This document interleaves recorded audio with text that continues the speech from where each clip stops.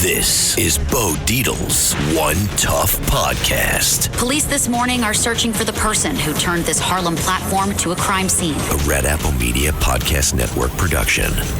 Now, here's Bo Dietl. Okay, everybody, welcome to One Tough Podcast. And today, I have a really special guest, and he's a friend of mine for maybe 35 years or more. I don't even remember where we met, when we met. But anytime I have ever need him, I'm a big charity guy. I raise a lot of money. And anytime I ever need Mr. Steve Schirripa, he's there for me. And we raise lots of money. One of the great charities that he just reminded me of was a place called Abilities on Long Island. And that was a school for kids that were severely handicapped. And we raised lots of money. We had Willie Mays there once, with Joe Namath is always there. Great charity. Yeah. And Mr. Schirripa was there for me whenever I need him, and plenty of other things.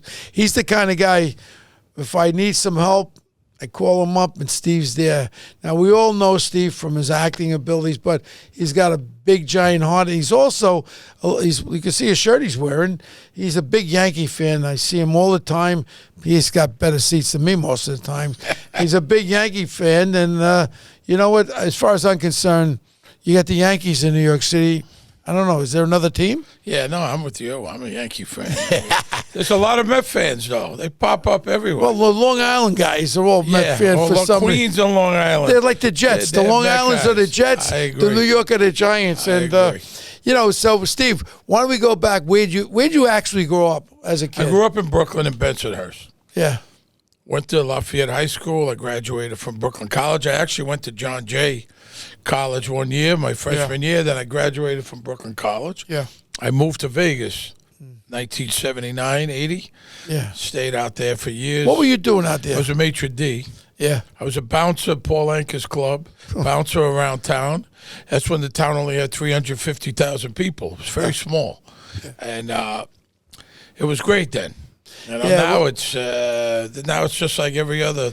It's like Coney Island now. Absolutely. But so it was great. I moved out there, and I was a maitre d'. You know, when you back then you wore a tuxedo, you had a tip. You know, to get a good seat, you had to come across. Now it's numbered seating.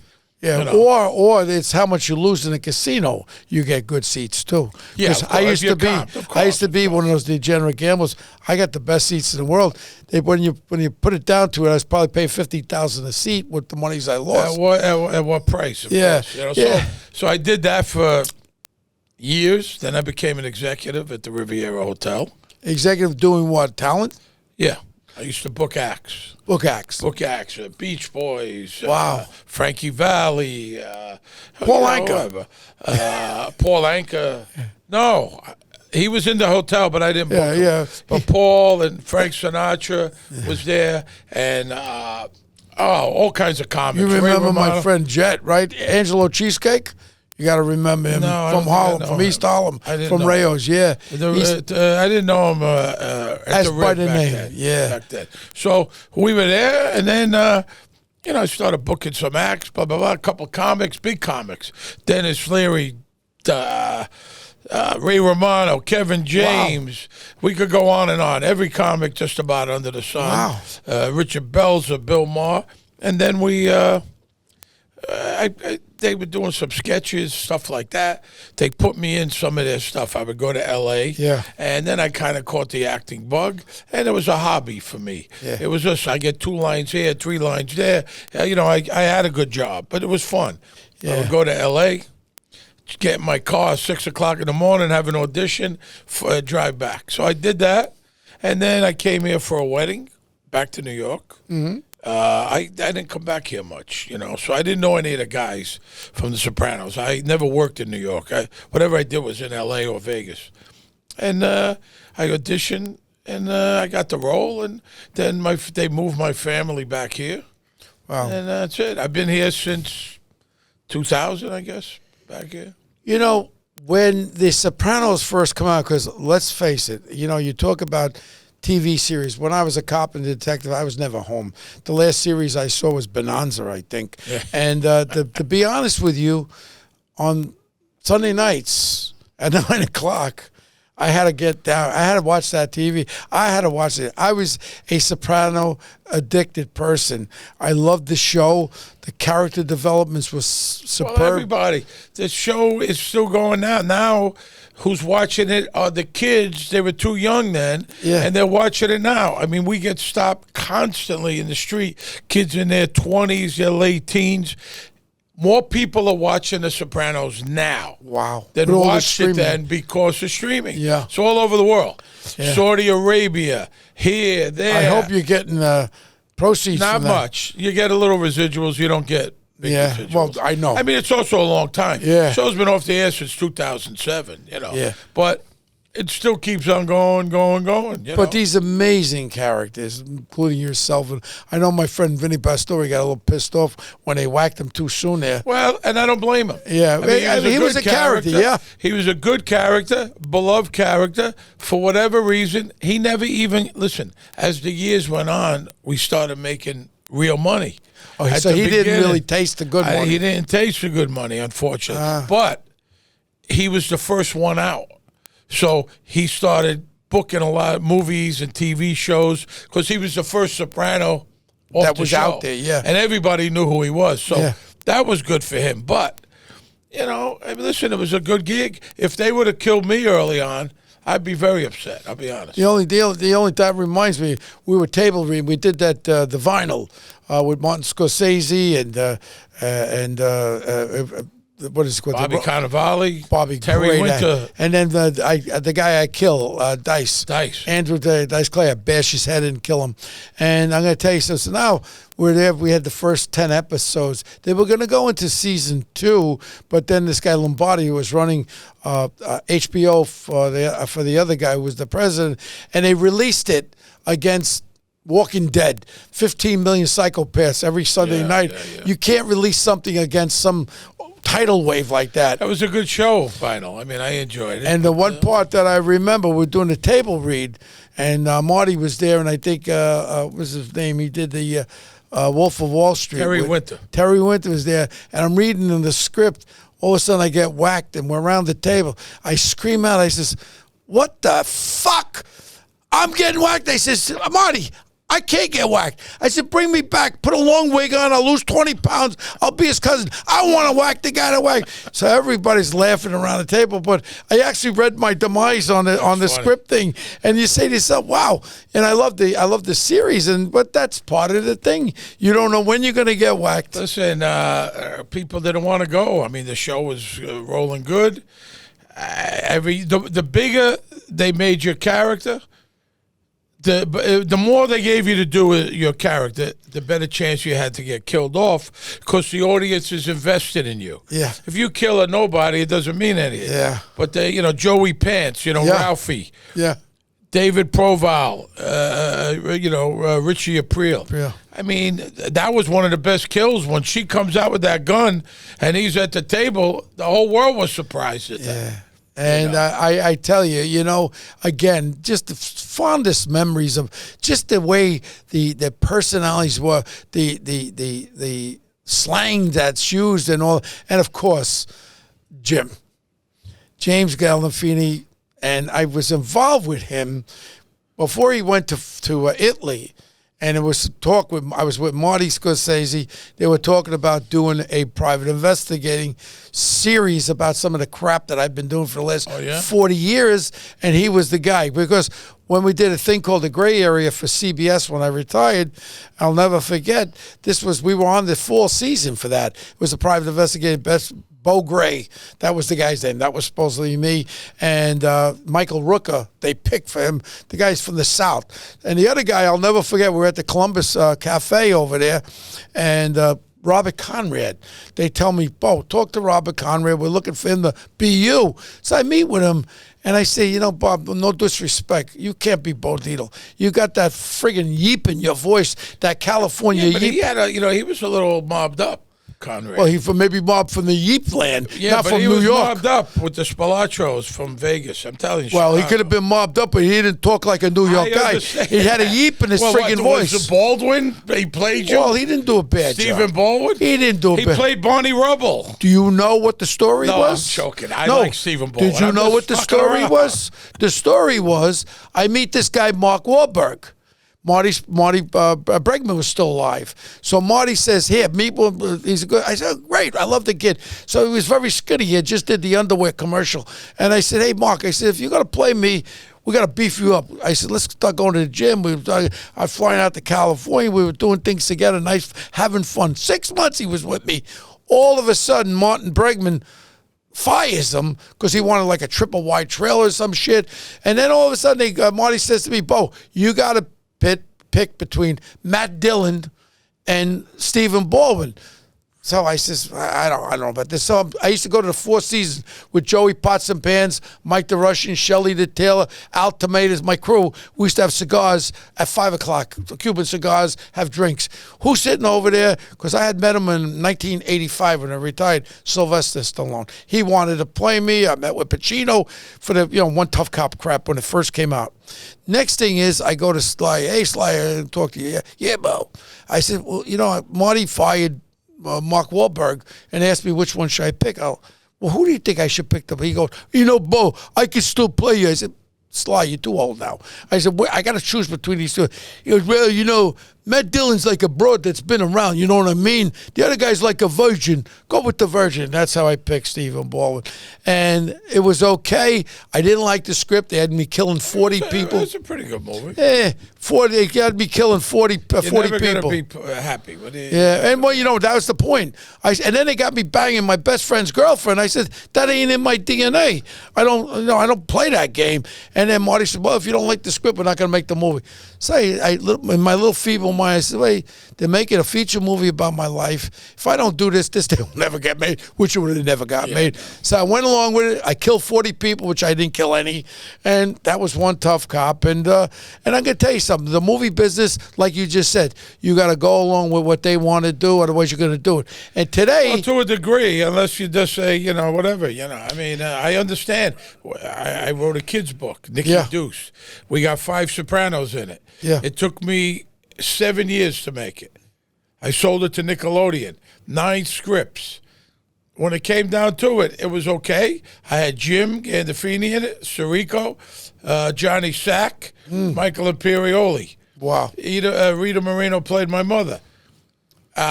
We shot it in Canada. It wasn't what I wanted, but they weren't going to make it otherwise. So there's compromises, which is why directors go out of their mind. Then they change things, and then they don't cast who you want to cast, and it's very difficult. People have no idea how hard it is to get a movie made or a TV show made. They have no idea. I know, and I want to speak about the Blue Bloods because I was very fortunate to get into an episode before you guys ended it, and I had a really great time doing that episode. I got blown up, but it was really beautiful. And but we'll go back to the Blue Bloods in a second because that to me is a phenomenal series also. Now, we had a big movie, $60 million movie. My friend Nick Pileggi wrote the movie, and it was about this bar social club down on Mulberry Street based on the true story of the Genovese family. And they were supposed to be, Al Pacino was going to play Vito Genovese, and the other guy, what's his name that I don't like? The political creep, what's his name? Robert De Niro was supposed to play Costello. So he was supposed to play, he did. So all of a sudden it comes out, and then he had that director. What the hell is the director's name? Jewish. Barry Levinson. Barry Levinson was supposedly the director. Big movie. Big director, but no balls. And I'll tell him right to his face he has no balls. Because you know who directed that movie? Robert De Niro. Well, he directs most of them. And you know what Robert De Niro did? He decides, I want to play both leading roles. He plays. He got double pay. Costello and Vito Genovese. He wanted both the money. The back of his head. Whoa, it gets worse. This is after the pandemic. There's a lot of actors out there that could have used the word. He comes out.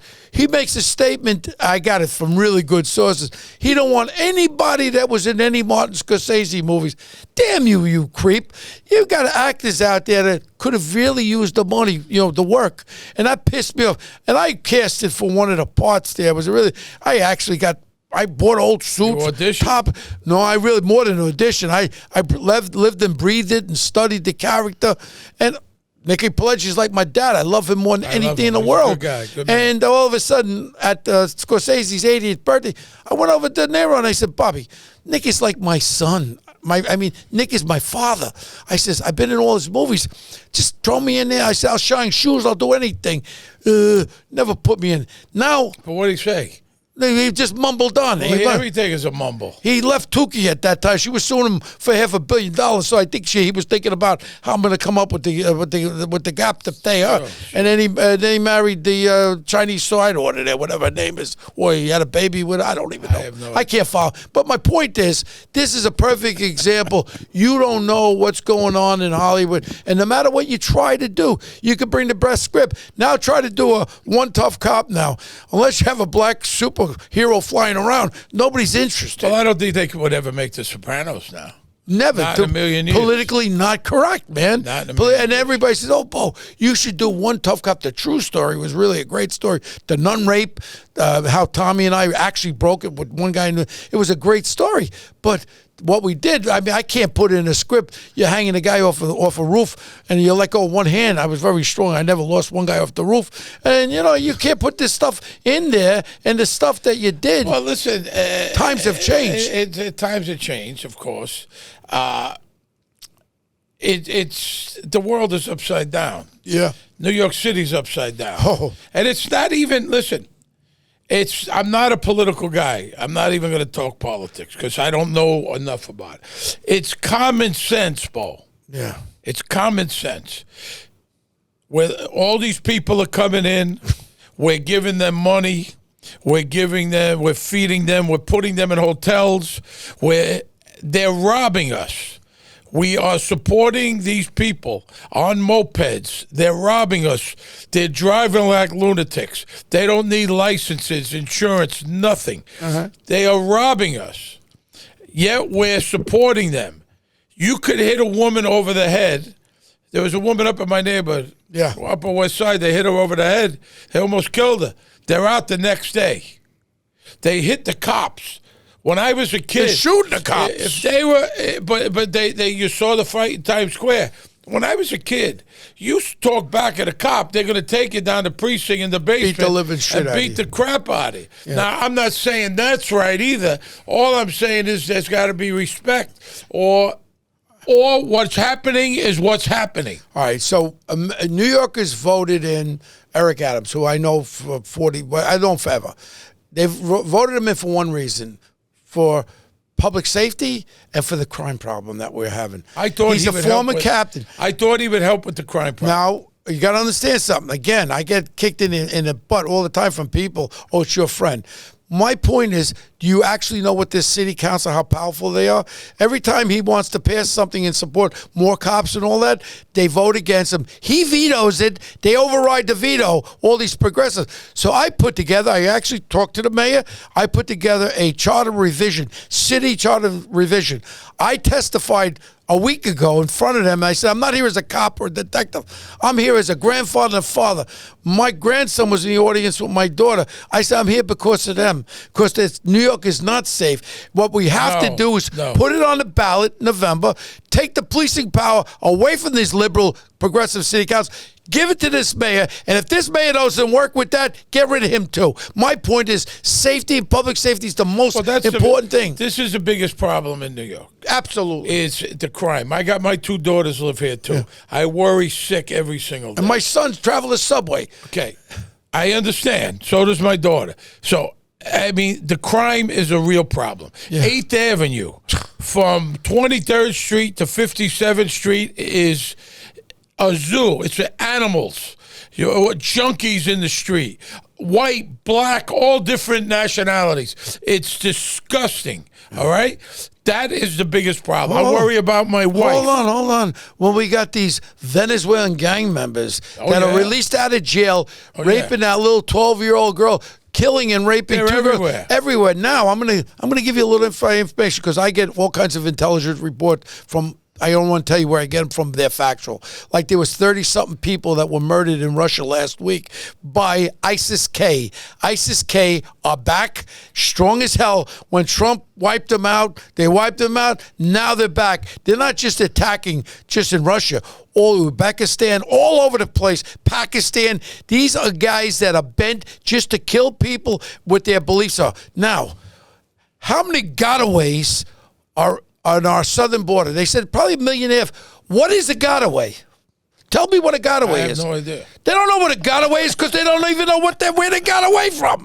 My point is, America has been infiltrated with terrorists that we are about to see come into action. I have no doubt. And I'm going to tell you something. Everybody's going to be pointing their fingers. I went to this governor. I gave her $5,000, Hochul. And I said to her, in front of her husband, I said, the husband was very nice. And I said, he was a former U.S. attorney in Washington. I said, I would like to talk to your wife. I said, Miss Governor, you're the executive of this state. You're the most powerful person. Why can't you do an executive order tomorrow? Any illegal immigrant arrested on a felony, why can't you give it to ICE? What reason? Then I told Eric Adams, my mayor, you're the executive of this city. I know you got a city council that got you by your nuts, but why can't you do an executive order as the mayor of New York? If you're an illegal immigrant and you get locked up on a felony, why can't we turn them over to ICE? What is the reason behind this, Steve? I get so crazy about it. Well, everyone gets crazy. You can't watch the news. You can't read a newspaper. It's insane. And let me tell you something. The city, so when I had moved back here, right, I mean, I left here in the 70s. I mean, I was here when it was. Well, I was a cop, a detective. It was crazy, right? And all through the 80s, I was back there. Yeah, I know things were shitty here. Yeah, but when I came back, Giuliani was in before he went off the rails. I love Rudy, but he went off the rails. Yeah, right. So Rudy was here, and then Bloomberg. The city was safe. It was fantastic. There was really no bad neighborhoods in Manhattan, except for if you go all the way uptown. It was wonderful. Absolutely. Everybody was making money. They were thriving. It was a safe city. De Blasio and his wife, they had a plan. Yep. And the minute he got in, she was calling the shots because he's an asshole. Yeah. He's a Hall of Fame douchebag. asshole. I named him Big Bird. Okay, an asshole. They had a plan. I swear to you, I sold my apartment here. I told my wife, we're in for trouble here. And I sold my apartment because I didn't want to own anything here, right? Yeah. In New York anymore. He and his wife destroyed this city. So Adams, who, like yourself, I have some other friends that like him a lot. It was so buried. He couldn't get out from under. Especially when you have a city council. Nobody votes. I understand. Yeah. But this de Blasio, I blame him. The mayor of New York was graffitiing. He was, didn't he write graffiti on Fifth Avenue? Did you know I ran against this creep? He had the Board of Election knock me off the Republican line, the Democratic line on technicalities, and then maybe pass the law that you can urinate in public. Yeah. I put a bullseye on Gracie Mansion and at a news conference, let's all piss on Gracie Mansion.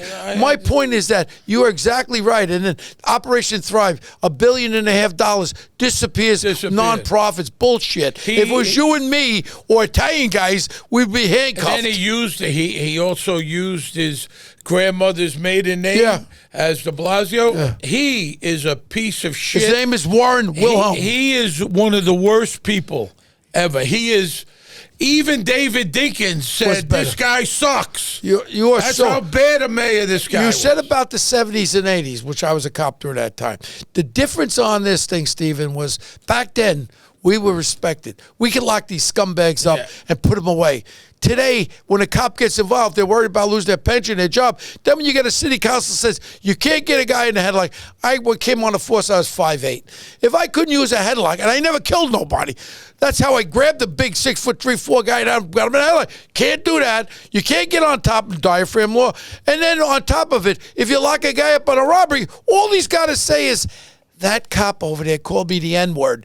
You know what they'll do? Drop the charges and go after the friggin' cop and try to take the house. I don't know how anyone is a cop now. I'll be honest. I mean, well, they're not. They said crime is down. You know why? Because the cops are not proactive. Yeah. We used to go out there and we'd take guns off the street. Now they're afraid. But don't put your hands on me. I'll have your badge. I'll have your gun. But on the other hand, there are cops that were too much to everyone, not just. Oh, you got bad cops like you got bad doctors. Well, absolutely, 1,000%. I mean, so it's not one way, but I see what's happening here. It's very scary, but it's not just here. L.A. is even worse. Across the country. They destroyed my favorite city, San Francisco. And you know what it is? And that has to do with this criminal that should have died. It's the George Floyd effect of 2020.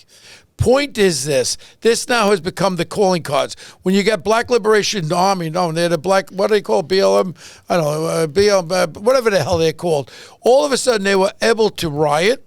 I'm not talking about demonstration. Riot, burn, assault, do everything. Nobody was prosecuted. The only ones that were prosecuted and sued were the cops. That's where the money. When that happened, that George Floyd effect, that's when the cops have lost their power and everybody was turning on It's a shame because I love this city, but it makes you want to flee. I mean, I own a house in California, part of California. Yeah, but that sucks with that. Newsom, your state, you had about $25 billion surplus. Now you owe about $50 billion. Newsom is worse than Hochul, if you could believe that. He's worse than Hochul. That pretty boy there, he destroyed California. Destroyed it. And now he wants Single-handedly destroyed it. And now he wants to be president. Yeah, well, he'll destroy the rest of whatever's left. He'll destroy. Yeah, but let's. You got me all riled up. I know. Let's talk. Nice afternoon. You got me riled up. Let's talk about one of the great series, Blue Bloods. Blue Bloods. I wasn't there the day you worked. Yeah, well, we just wrapped the show up. 14 seasons. I was on 9 seasons. Wow. I did 147 episodes. Yeah. Nice bunch of people, cast, crew, directors. We had the rap party in Williamsburg. It's over. They were trying to keep it going. Tom Selleck was trying and everybody was trying, but all good things must come to an end. I don't think the show is woke enough. Well, that's right, because you guys were real. I also don't think they like that they said the prayer at the end of their dinner. That's bad. You can't do that. I don't think they like that. I don't know why he was making money. They asked the main cast, to take a 25% cut in pay last season. They did. And then they pulled the plug anyway. It's the 3rd or 4th rated highest show on TV, primetime. And they pulled the plug, man. Well, I don't know. Everything is woke now. Corporations are losing money because of the wokeness. Now the entertainment industries, if you're not woke, I think look, Blue Bloods is all over the world. They're not losing money. They just may not be making as much money as CBS wants them to. That's the thing. Well, it's a prime just spot. Like a restaurant. Well, you go to a restaurant, so they got to pay more money to the workers. They got to pay more food costs. They're not taking the hit. Me and you are taking a hit when you pay. Well, who wants to watch Blue Bloods when they have my friend Queen Latifah kicking the shit out of everybody, flying around with her sister, her mother? That's what sells. Or the neighborhood. It's not politically correct, Blue Bloods. So that's why you're off the air. I'll never forget when we filmed the spot I filmed. I played a wise guy, of course. I get very stereotypetatious here. What are you going to play, an English professor? So basically, it's a family thing. My daughter's getting married, and and then they put a bomb in my car. They blow me up, and I'm laying in the hospital. And they had to take it out because it was so funny. So the kid Wahlberg and that actress, the Spanish girl there, come in to interview me. And so they walk into my hospital bed. I'm pressed the button. I said, "Nurse, I'm being invaded." Nurse. He rips it out of my hand. I said, "I got nothing to say to you." He goes, "Hey," I think Carmen was his name. "Hey, Carmen, you're a real tough guy." I said, "I have nothing to say to you." So I said to the female detective, I said, "Hey, look it, why don't you take your little dick and get out of here?" They used to call them detectives. The whole thing stopped. The director, everyone was laughing. I called, I said, "Take your little dick and get out of here." They couldn't use that in there, obviously. But it was a great show and a lot of fun, and I enjoyed every moment of it. And I went in to do 1 or 2 episodes, and I wound up sticking around for 9 years.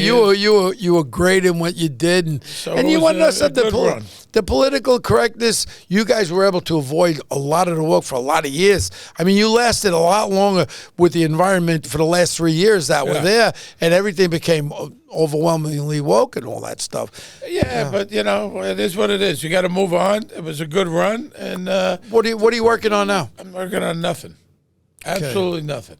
I've been very lucky, Bo. So I got on The Sopranos in 2000. When that ended, I was on another show for 5 years with Molly Ringwald.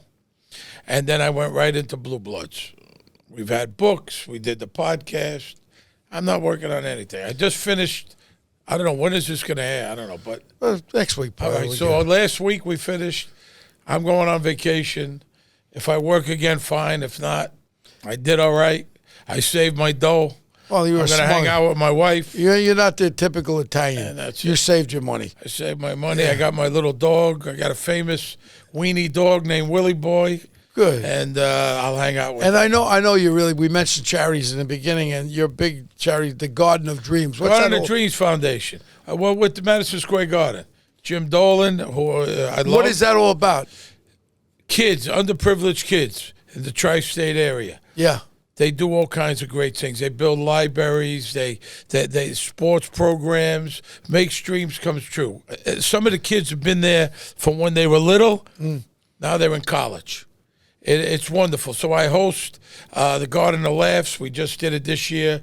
Some big comics, John Oliver and Bill Burr, and we had all kinds of great people over the years. We've had Jerry Seinfeld, Sebastian Maniscalco, Ray Romano. Wow. And we sold out 5,500 people. I host it.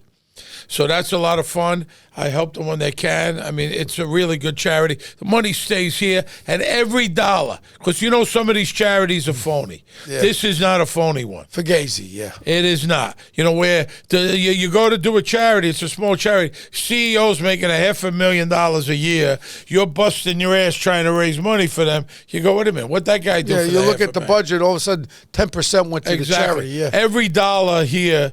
And Dolan puts in money. All right, so that's every dollar. That's one of our good charities, Garden of Dreams. The Garden of Dreams Foundation. The Garden of Dreams Foundation. So that's a good charity. I'll be part of that charity too. Right. I love charities. That's one of the things. God should give me a lot more money. Well, listen, you've given me the table a lot of times where I auctioned it off for big money.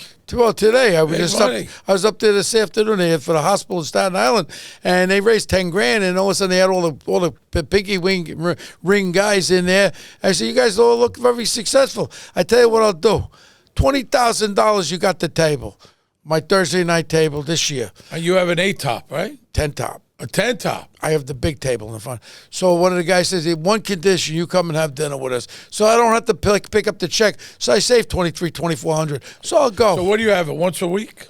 Yeah, since you've given it to me. Since 1977, it was the first table that Frankie ever gave out. I have it every Thursday.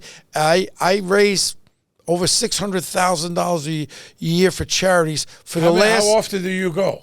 Anymore. I'm lucky if I get there once a month. All right, so I'm saying, 52 weeks, so you go what? I'm maybe once or twice a month. Okay. And I'll be honest with you. You've given me the table. But I'll be honest with you, it's just, I raised so much money, and when I figured it out for 35 years, I mean, tens of millions of dollars. That's great. And so people that never been to Rails, it's a big deal to go. Yeah, and sometimes when I go and I do the bidding, like I did the bidding for Long Island for a big charity, and I was bidding the tables up, and 2 of them went. It was $32,000. I had 2 guys bidding. I said, I tell you what, you got a table, you got $64,000. How do you raise money like that? Yeah, you did that for. I did that. I did one at the Waldorf. You did that. You added another one. Well, all I know is Steve, regardless if you ever do another TV series, if you ever do another movie, I'm your friend. Oh, I know. 2 o'clock in the morning. You've helped me out on numerous 2 occasions. o'clock in the morning, God forbid, you need something with your children or your family, I'm there. I'm one of those guys that not when you're riding high. What do you think I came here? I had to come cross town. You think that was easy? Well, thanks for Forget coming, 2 in the Steve. morning. It's 90 degrees out. I came here for I you. love you, Steve. And you know what? New York loves you, and you're a real New Yorker. Thank you. Please don't leave. Don't leave me alone. No, please. no. I'm here. As long as my kids are here, I'm here. Yeah. I have a place out there. We'll have to fight together back to back, all right? I mean, one of these days, maybe a new guy will come in and clean everything up. I hope. I don't know. Everyone's hoping. You said something on Sid's show, which I listened to, and you said something that So it ain't broke, coming it back. can't be fixed. You know, I know something. Hey, look at me. I hate to say it. Not in our lifetime. I hate to say it. I know. I agree with you, Steve. Yeah. And I am New York. Look at it. I stabbed all kinds. But that was I was saying the other day. Besides that stuff, but in the early 2000s, we were out. I used to run into you everywhere. Yeah. Tribeca Grill, this place, that place. Everybody was out and about, man. Having a great time. Not anymore. I don't go out as much anymore. No, but nobody goes out. You can't stay out late anymore. You know what I mean? You're wearing a watch, they grab it off your arm. I mean, it's not like if someone's going to watch this and they're going to go, I'm afraid to go to New York. It's not like that. There's not havoc in the streets. But you really got to be careful. And you got to look around. You can't put your earbuds in and not pay attention. Well, that's why you saw me when I walk, I have an iPod, because I still have a flip phone, and I wear a thing around my neck. It's a speaker. Because if you put the headset on, you don't even know where you're doomed. Yeah. Well, Steve, thank you so much, my friend, and thank you for being here. We're cranking the podcast up. I'm very honored that you're here. Thank you. Thank you, Steve. Good to see you, my All friend. right. Thank you.